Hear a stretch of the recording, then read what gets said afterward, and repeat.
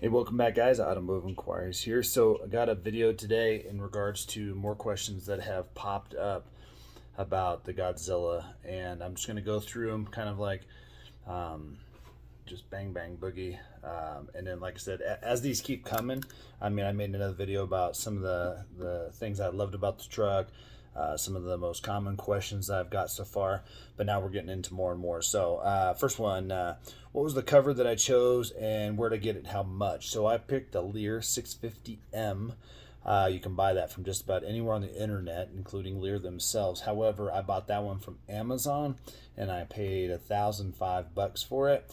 But by the end of the day, I did have free shipping, and but it had tax.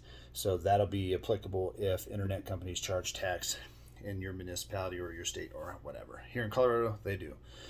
Let's see here. Another question about the hitch. So I have the B&W companion hitch in there, which is normally, and I had it in a truck that used above rail plates and below bed rails, meaning there was plates that mounted to the frame, bolts went up through and held down these upper plates. Now those plates had just a standard prong on them, like a prong hole, and the actual fifth wheel itself sat in those. So I wanted to reuse that, so that's why I bought the Curt adapter. Now I did a video on the Curt adapter. I did a video also on the B&W hitch. Now you can just buy one that has the cam system in it, or you can buy the one that actually has the long tunnel that goes down into the gooseneck connection. Any of those will work, but by buying the actual adapter, it was only like $250 on Amazon, and it works in Chevy and in Ford, so I can manipulate that back and forth if need be, and I don't have to sell the hitch. Now most people say, well, you can resell the hitch on whatever marketplace you choose. I don't really care.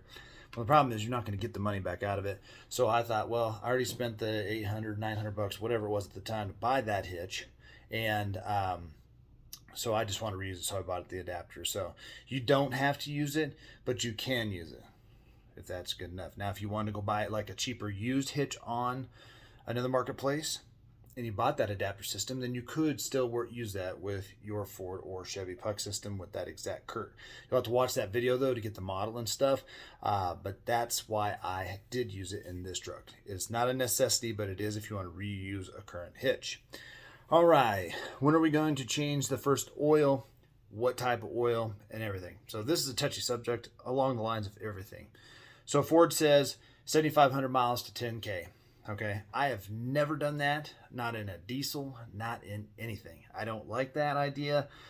I think basically there's certain stipulations to that higher mileage one. It says, if you just do normal driving, don't do a lot of towing, whatnot.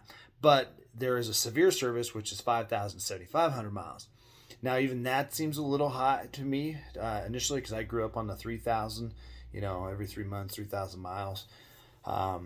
But in my wife's case, she doesn't drive hardly anything at all, so we can go a year before we hit 5,000-6,000 miles. So I, on the other hand, drive a lot. The very first oil change on any new vehicle, I do about 3,000 miles. That gives the engine enough time to run that break-in oil through and do everything that it needs to do, and I'm ready to get that crap out of there, okay? I also do stop and go and city driving, so that falls into the severe clause. And my '08 6.4 Powerstroke, I kept at the $5,000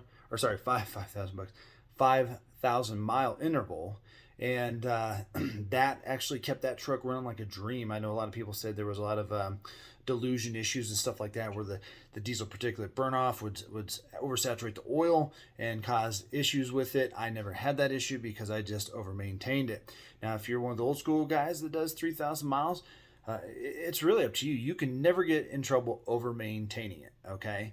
And then if you do your own oil changes, keep your receipts, keep the proof of the kind of oil that you bought, because the limited warranty will come into play if anybody does experience issues. Now, to finish that, all of that information is in your owner's manual and in your Ford Connect app. If you go to the service tab, go down to where it says maintenance information, and you can click that, and it'll actually take you to the owner's manual on your phone, so you don't have to have the paper one on you to look up kinds of oil, kinds of light bulbs, etc., and so forth. Then, last thing about oil changes, people have asked me what I'm going to use and what I'm going to put in there. So in my Cummins diesels, I always ran Rotella. Okay, over the Mopar oil. That being said, that's what we put in all the semis at work. That's what it seems like we've always ran before. But in all my Ford diesels, I run Motorcraft. Okay, and the reason being is because I don't have to worry about them ever coming back and saying, well, you did use another oil, it did meet the specifications. I don't know. If I saw a loophole in anything, that could be one. So I'm going to use the Motorcraft 530 in a discussion. This is not necessarily which oil is better than not, which is garbage, which is the best. This is just what I've had luck with, and that's what I'm going to do. All right. I made a video about changing out some LED bulbs on the license plate lights, and I had a question about why I didn't change out the headlights on this truck. A couple things. I have auto high beams on this truck, which I think most XLs and up of this generation are going to have that. I think our 18 at work truck has auto high beams too. So I don't know if changing the bulbs themselves out will play an issue with that. However, we'll do it. I'll buy some lights. I'll do the research. I'm going to buy C-Light brand lights. I usually get them off Amazon. I've had good luck with them. And we'll put them in and see if it plays with it. I'm not going to change out perfectly good headlight bezels. I don't like aftermarket headlight stuff. They tend to leak, especially when they get hot. They tend to fade really quick. I just don't think, I mean, eventually these headlight bezels are going to fade anyway. But that being said, these aren't going to fade as bad as anything aftermarket. So I'm not going to change those specifically out, but we'll change some bulbs out, do a video on it, because I think it's something you can probably do for around $60. Now that's going to be including the fog lamps, if you have fog lamps, because fog lamps are meant to be bright in certain weather. Well, I don't know, if you light a match in a dark room and then all of a sudden turn on a flashlight, the match is going to seem really dull. Well, if I put LEDs in the headlights and nothing in the fog lamps, it'd be kind of silly. So we'll do a separate video on that. All right. Believe it or not, question about gas tank size. So if you get a crew cab short bed, it's going to be a 34-gallon, period. Okay? Now, if you get a long bed, you can opt for the long range tank, which is, you know, you might be able to put it in afterwards. A lot of people have asked me about transflow tanks. I've had transflow tanks in other of my vehicles, including my 08 Superduty with the 6.4 diesel. The reason being is that truck didn't get the greatest fuel economy, and it had a small tank for as big as the truck was. It was only 38 gallons. So put a transflow in there as a 40. Half of it was a tank. The upper half was a toolbox locked. That was totally groovy. It was hard wired in and plumbed in. When the tank got just below half, it would then fill up the standard tank. Great option. However, in a short bed, you're going to lose about 1.5 feet, and that is not a cheap accessory. Okay, and most of the time it's going to stay with the truck if you do trade it, because they're going to drill some holes in the bed and cut some stuff up to put it in. So just keep that in mind, and it may not work in your next tank or next truck. All right, what is the cubic inch of the 7.3 Godzilla? Now you can find this in your owner's manual, but I'll tell you, it's a 445 cubic inch, and the 6.7 is a 406 cubic inch. Okay. And it is made to run on a standard 87 octane. Now, some states, they don't have 87, they have 88 or 89. That's basically the range. So just don't go below that 87 and you're good to go. Did have a question about on one of my videos, somebody saw a little black, I guess if you will, sticker on my door sill. Those are just sill plate protectors that kind of go on the paint. They're actually made to kind of go on the plastic thing, but they wouldn't lay right. And I like putting them on the paint right there because my boots after work, I get in and out, and that scratches up the door inevitably of every vehicle. So I started putting those on there. Those are like $12 on the Zon, and you can get them in all the different colors and different textures and whatnot. And I've actually had them stay on there for a long time. I've never had them peel off. So I think they're a cheap little piece of protection. You can get them say Ford, you can get them say Super Duty, you can get them for your Mustang.